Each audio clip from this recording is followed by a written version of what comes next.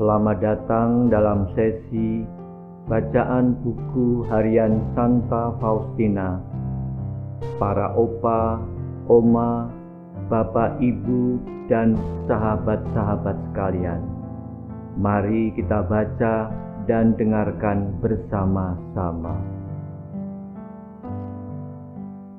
Buku harian Santa Faustina nomor 311 sampai 315. Ketika aku menerima izin dari Bapak pengakuanku untuk melaksanakan penyerahan diri ini, aku segera tahu bahwa penyerahan itu berkenan di hati Allah. Sebab serta-merta aku mulai mengalami buahnya. Dalam sekejap, jiwaku menjadi seperti batu keras, penuh dengan siksaan dan kegelisahan. Segala macam hujat dan kutuk terus mengiang di telingaku. Ketidakpercayaan dan keputusasaan menyerbu hatiku. Inilah keadaan orang papa yang telah kuterima atas diriku. Mula-mula aku sangat ketakutan karena hal-hal yang mengerikan ini. Tetapi dalam pengakuan pertama, tepat pada waktunya, hatiku diliputi damai. Pernah ketika aku pergi keluar biara untuk mengaku dosa, kebetulan aku melihat bapa pengakuanku yang sedang merayakan misa.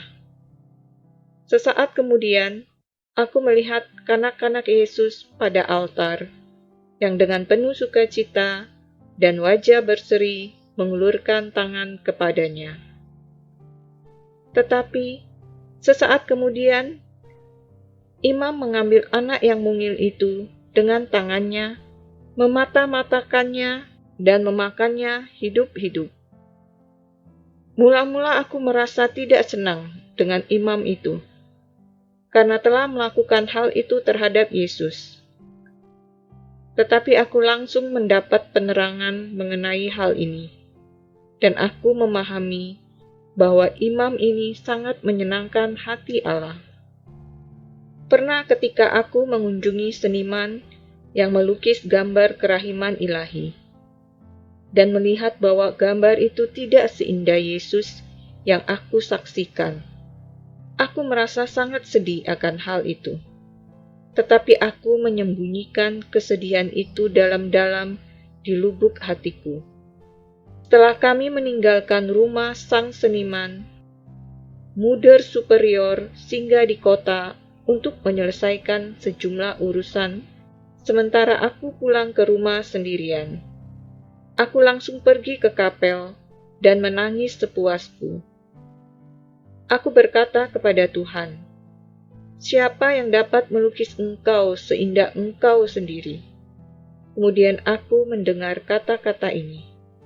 Bukan dalam indahnya warna, bukan pula dalam bagusnya kuas terletak kebesaran gambar ini, tetapi dalam rahmatku.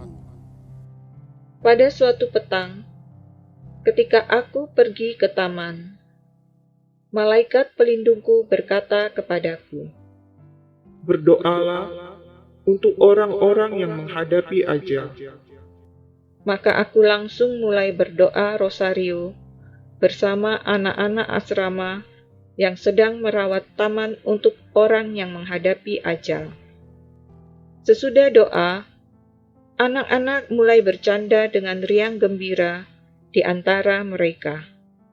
Kendati kegaduhan yang mereka ciptakan, aku mendengar suara ini di dalam jiwaku.